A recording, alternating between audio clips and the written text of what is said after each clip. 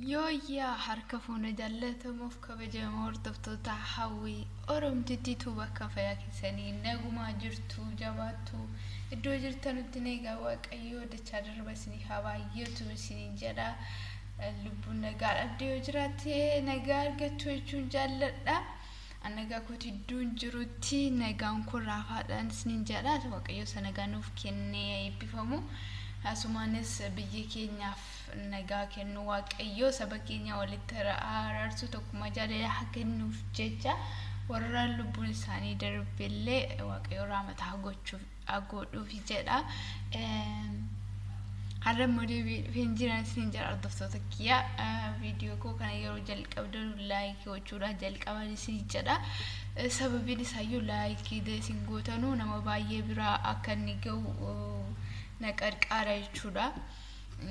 Biyya ormaa kana keessa taa'anii viidiyoo gochuun baay'ee tokko ulfaata isinis ni beektu warri yuutuubii fayyadamaa jirtanu. Kanaafiyyuu yoo isin immoo laayikii sheerii gochuudhaan waan wal qarqaaru ta'e jabaannee mogoleen nu jabaate akka hojjennu wal kakaafna jechuudha. Haramu hawwii maal qabattee dhuftee yoo jettanii dhugaa dubbachuudhaaf yeroo kana keessatti biyya keenya keessattiyyuu waan bulee waan caalchisee nama gaddisiisu bicha waan dhagaa jirrudha. Keessattiyyuu sagaleen baay'ee dhaga'amaa jira. Dhiifamaa wajjin isin jedha naaf golcha maashinii tuufatamii cuutti jiran isin jedha ni beektu hojiidhuma hojjetaa akkuma kanatti viidiyoo waraabnaa dhiifama guddaa wajjin.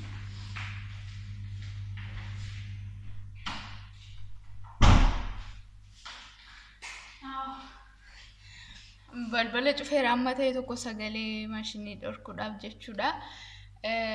Kanaafiyyuu yeroo kanatti isa durii caalaatti yeroo saba Oromootti duulamee jirudha.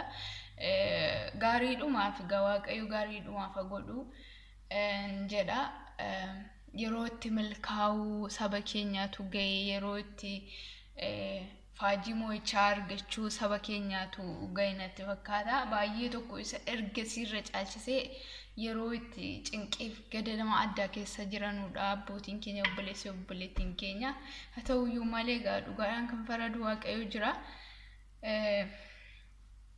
Kanaafiyyuu kan lubbuu isaanii dhabaa jiranullee garbummaa jalatti hin jiraatin sabni keenya jedhanii wareegamaa jiranu baay'een jiranii.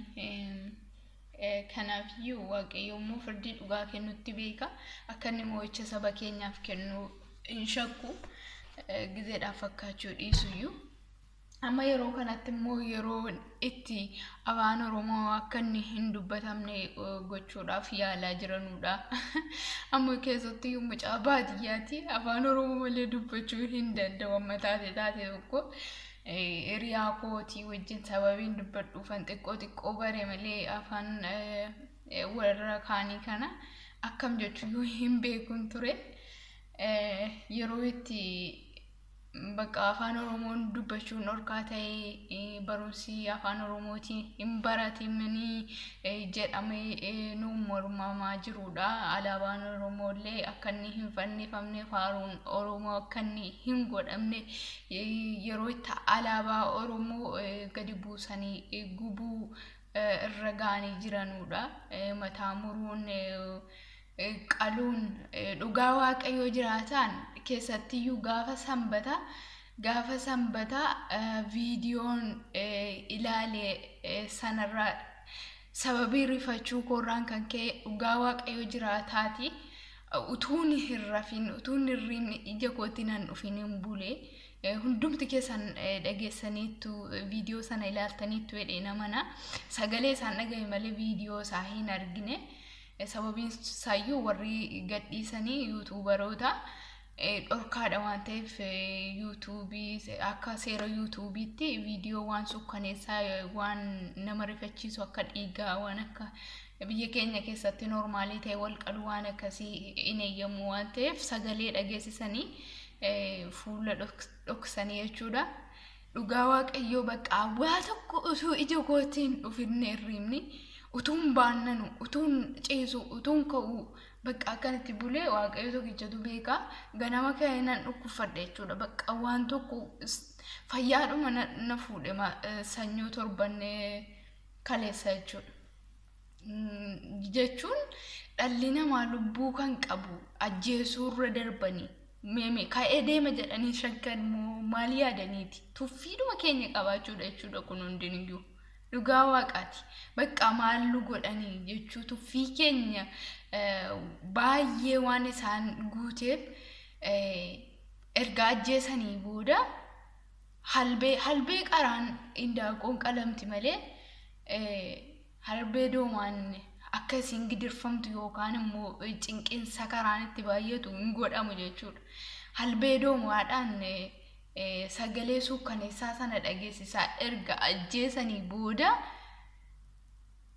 akkas gochuu jechuun kun tuffiidhuma bakka morma isaanii darbe jechuudha dhugaa. Nuuf tuffii qabaachuu baay'ate isaanitti jechuudha.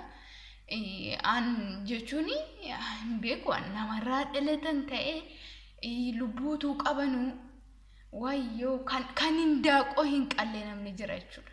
Sababii sodaachuurraa kan ka'e. Kunoo gariin immoo diinonni keenya ajjeesuurra darbanii halbee doomaadhaan yeroo itti morma namaa kutanu jechuudha. Viidiyoo waraabaa isaa. Egaa kan hin jedhu bulchaa keenya warra Oromiyaa keessallee akkuma mangistiidha jedhamee shuumamee jiru kanuma akkasii sanallee waaqayyo laphee cabaa kennee fi dhiigni qulqullootaa yoo hin gaddisiisa ta'e akka laphee cabaa kennee fi waan tokko furmaata tokko godhanu akka waaqayyo godhu waaqayyumaan kadhachuudha malee garaa walitti jabaatameera waan tokkoyyuu. Gochi yeroo kana keessa Oromoo dhala Oromoo irratti raawwatamaa jiru waan abdii kutachiisaa bakka sabni keenya illee abdiin kutatu yoo du'es inni qabsaa'u hinuma du'a qabsoon immoo ittuma fufa jechuudha.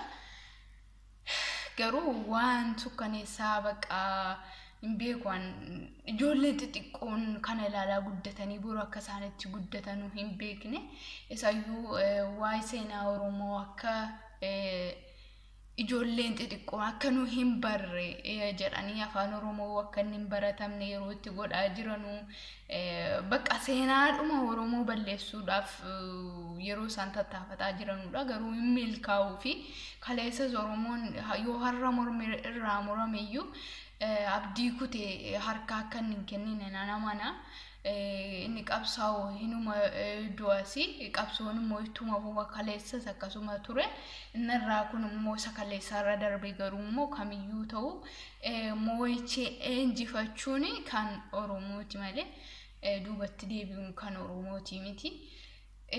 Yeroo bakka cinqii keessa jiran sabni keenya nutillee bakka biyya ormaa teenye biyya haala akkaataa mijanne kana keessa teenye yeroo itti yoo xiqqaate bakka sammuu keenya nagaa biyya keenya dhagaa agar tokkoon yeroo itti boqonnaa sammuu keenya itti argatutti itti argata jenne yaannutti boqonnaa itti dhabeedha sammuu keenya waaqayyo guddaa dhagaa wantoonni hundinuu gaariidhaa fi yeroo itti milkaa'insi saba keenyaas yeroo itti injifachuun isaanii waan ga'eef natti fakkaata cinqeen kun hundinuu kan baay'atu idduma jirtanutti amantiidhuma qabdanuuni waaqayyoon kadhaa biyya keenyaaf yoo biyyi keenya sabni keenya maatiin keenya nagaa ta'an nu saddee jirrutti nagaa qabaannee hojjenna isinin jedhaa hordoftoota kiyya.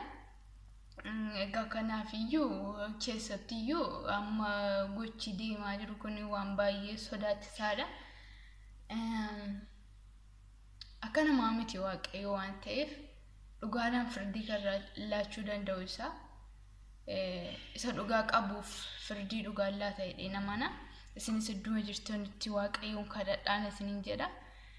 Waaqayyo akka saba keenya yaadatu akka baay'ina cubbuu keenya osoo hin taane akka baay'ina araara isaatti akka inni nutti araaramu kadhaa fi biyya keenya idduma teessan taa'aati waaqayyo idduma hunda jira kadhata keenyaan dhagaa isin jedha hordoftoota kiyya nagaa fayyaanaaf ta'a isin jechuu jaalladha